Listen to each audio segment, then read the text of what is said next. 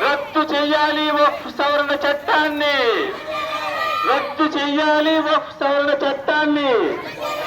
We want, we want, we want, we want, we want, we want, we want, we want. కాపాడాలి భారత రాజ్యాంగ విలువలను, కాపాడాలి సామాజిక న్యాయాన్ని, కాపాడాలి భారతదేశ సామాజిక న్యాయాన్ని, కాపాడాలి